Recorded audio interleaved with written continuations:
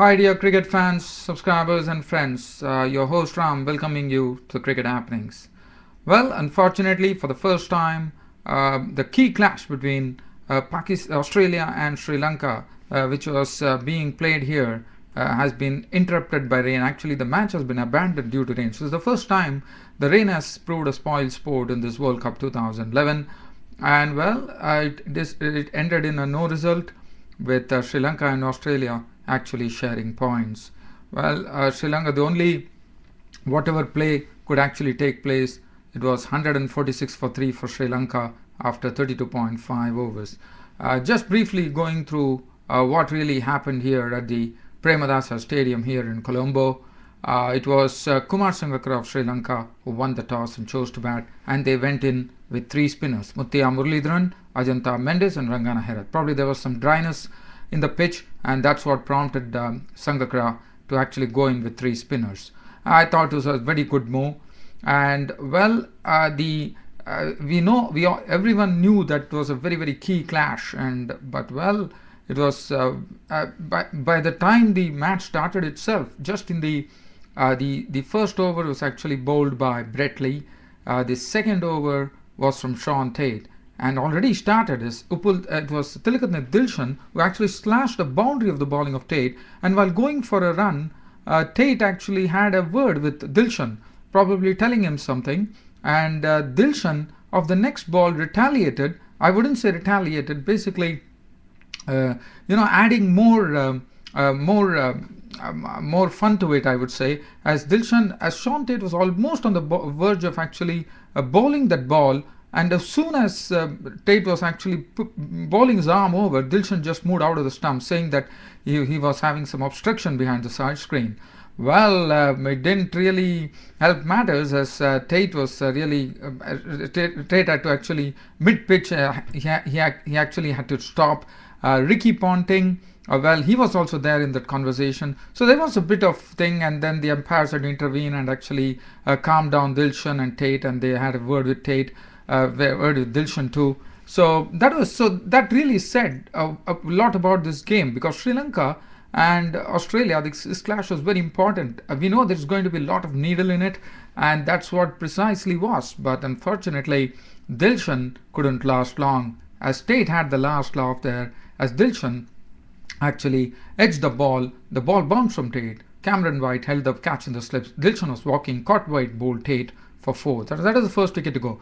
Kumar Sangakarra walked in, and Upul Taranga was also there, but Upul Taranga, well, made only 6 runs before being a victim of Brett Lee when he was caught splendidly by Stephen Smith. Actually, Taranga, as you know, is very square on the offside. He's very strong. He stroked the ball well. He was looking good actually, and this ball which he stroked was really traveling. But it was Smith, the Stephen Smith, who actually dived full length and plucked the ball from thin air, and Upul Taranga was walking. It was really traveling.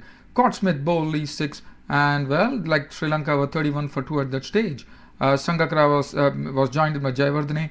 Jayawardene was the more sedate self. He was just staying there, giving company to Sangakarra, and also picking up those quick singles. But Kumar Sangakarra made a real impression. He has been in some very fine nick in this World Cup, which augurs very well for Sri Lanka. It was the way he was playing, the way he was punching the ball down the ground, his cover drive, everything was absolutely class. And what was very important was Kumar Sangakarra was getting everything from the middle of the bat. So Kumar Sangakarra was definitely looking good for a century, and he was doing very well. He played some beautiful shots of the bowling of Brett Lee, punched down the ground, a cover drive, and everything, you name it, and Kumar Sangakarra, such a classy batsman, was looking very good. And this partnership between Jayawardene and Sangakarra went on to 75. At that time, it was the 16th over in progress after the batting and bowling, after the 15 overs had been bowled, and Mahela Jayawardene there was a bit of hesitation when actually Jayawardene pushed the ball and called for a single. Stephen Smith once again coming into play here, as he picked up the ball and threw down the stumps there, and Jayawardene was caught napping. And Jayawardene was caught, but probably there was a bit of hesitation while Jayawardene was running, so that was the precise reason Jayawardene couldn't make to the crease, and he was gone, run out for 23 of 25 balls with 3 fours. And finally, Samaraweera came in, and Samaraweera started playing very well. In fact, he was rotating the strike well, and he was not really taking much risk. He was really stabilizing the order, I would say, from 75. They had actually taken the score on to, they had put on an unbeaten 72-run partnership, while the rain came at 32.5 overs. Kumar Sangakarra was not out on 73 of 102 balls with 7 fours. A classy innings from him, actually. Looked very good for a century and probably more too. And Thilan Samaraweera also stabilizing the innings, 34 not out of 48 balls with 2 fours and 146 for 3. The rain was pelting there, and that was set. There were certain interruptions, there were some inspections done, and finally they came to the conclusion that no more play could take place, and that was it for Sri Lanka. So 146 for 3, both the teams sharing the points. As far as the bowling figures were concerned, Brett Lee 5 overs, 1 for 27, Sean Tate bowled 5 overs, no maiden, 1 for 23, Shane Watson 7 overs, went for 29, Mitchell Johnson bowled very well, 4 overs for 15. It was very economical. Jason Krejza was also bowling at 7.5 overs, no maiden, none for 34. And Stephen Smith bowled 4 overs, no maiden, none for 17. So both of them share the points, and we are going to have a look at the points table now. Looking at the points table, let's first look at Group B, Group A actually, where Pakistan and Sri Lanka were involved in a no result here because of the rain. Pakistan are on the top of Group A with 6 points, and their net run rate is also very good there. Sri Lanka are having 5 points, Australia are having 5 points, so they are the top 3, and New Zealand 4, Zimbabwe 2, Canada and Kenya 0-0. As far as Group B is concerned, South Africa 4 points, so they would be definitely looking forward to that game against England tomorrow. 4 points to South Africa. England have 3 points, West Indies have 4 points, India are 3 points, looking forward to the clash against Ireland tomorrow. Ireland have 2 points, Bangladesh 2 and Netherlands 0. So that's the point situation as far as the World Cup goes here. Now what I can do is, as this match is over, there is nothing to really report. I'm just going to touch on some cricket news. Nothing much. I hear that this is the news coming from the Cricket World Cup 2011. Sean Williams of Zimbabwe is injured and is going to be replaced by the opener Vusi Sibanda, and according to me, Vusi Sibanda is a very, very aggressive bat, and that probably could make a difference for Zimbabwe. One has to wait and watch. As far as tomorrow is concerned, a key clash.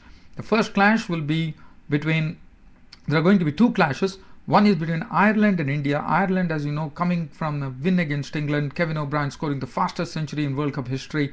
Well, India would definitely be wary about that, and India should have their plans in place for sure. They might have seen a lot of videos of Kevin O'Brien, and one would also know that I mean, this was something which I learned, that it seems Munaf Patel was actually enjoying some movie with his wife, probably Sat Khoon Maaf. There is a movie which is there, a Bollywood movie, and it seems the Indian camp called him when he had actually seen half the movie and told him that he had to come there, and he had to actually not see the movie and come back, because they wanted him to actually watch Kevin O'Brien batting so that he can also really plan as to what he can bowl.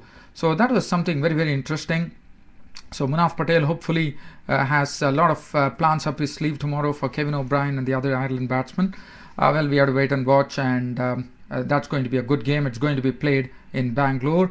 And the other game which is going to be of great interest would be England and South Africa. This is going to happen in Chennai, and well, England-South Africa matches are always tight affairs, and well, I would only say one has to watch how England actually cope up with the new person, Imran Tahir, who is not on the top of the wicket list, but he is having 7 wickets in the matches that they have played. So that itself shows that Imran Tahir is really making an impression, and it is going to be very interesting to see how England actually cope up with the leg spinner, right arm leg spinner of South Africa, the surprise packet, Imran Tahir.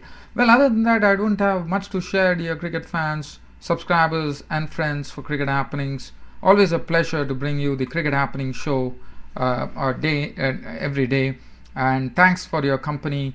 This is your host Ram signing off. So I'll be looking forward to that match tomorrow between India and Ireland, and also England and South Africa. Until then, it's Ram saying goodbye. Thank you.